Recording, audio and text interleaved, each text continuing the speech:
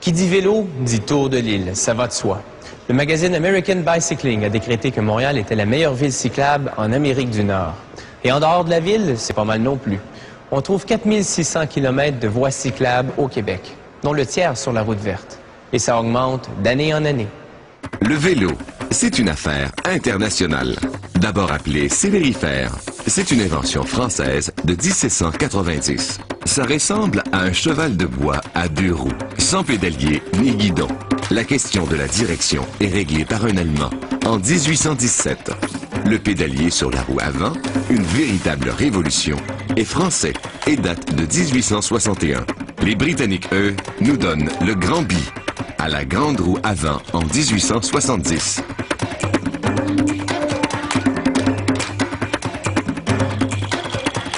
Toutes ces nations se retrouveront au premier Tour de France en 1903.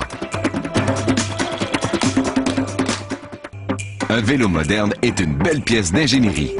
Les cadres sont fabriqués en acier ou en alliage de chrome molybdène, aussi connu sous le nom de chromoly.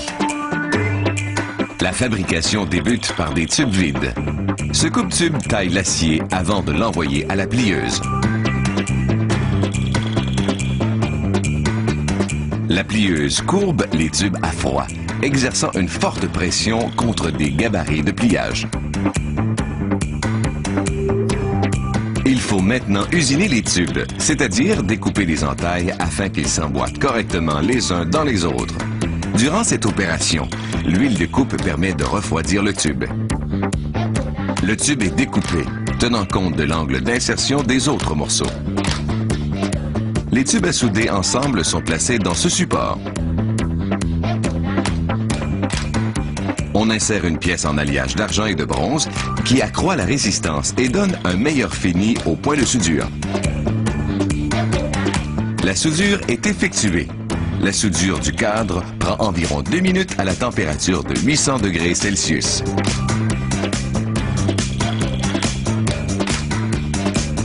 Une fois soudée, la pièce prend 4 minutes à refroidir. On procède de la même façon pour tous les tubes qui forment le cadre du vélo. On va maintenant peindre le cadre. Cette peinture est appliquée au fusil et adhère au cadre par contact statique. Puis, la peinture sera cuite dans un four alimenté au gaz naturel à 218 degrés durant 15 minutes. Le cadre est maintenant froid. On débute l'assemblage. On applique d'abord les autocollants. Dans un autre département, un employé assemble les poignées. Il installe les mécanismes de frein et du dérailleur.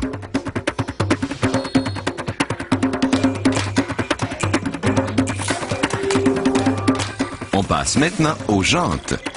Les 36 rayons en acier inoxydable de chacune des jantes en aluminium sont installés à la main. La dextérité de cet employé lui permet d'installer les rayons sur 65 jantes en 1 heure.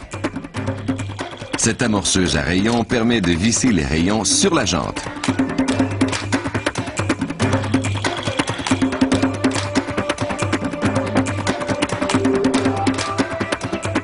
Voici la machine à vis. Elle exerce une pression sur les rayons pour qu'ils aient la tension désirée. S'il y a trop ou pas assez de tension, la jante se raccroche.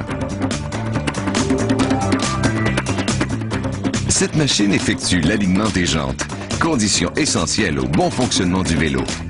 Automatiquement, elle réalise des ajustements aux rayons afin que la jante soit bien droite.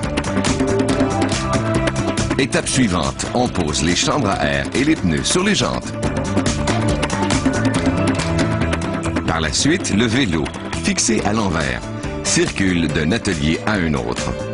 On pose les dernières composantes mécaniques. Ces accessoires ne sont pas fabriqués ici. On met en place les poignées, les pédales, la fourche, les mécanismes de frein, le dérailleur et la chaîne. Tout est installé manuellement.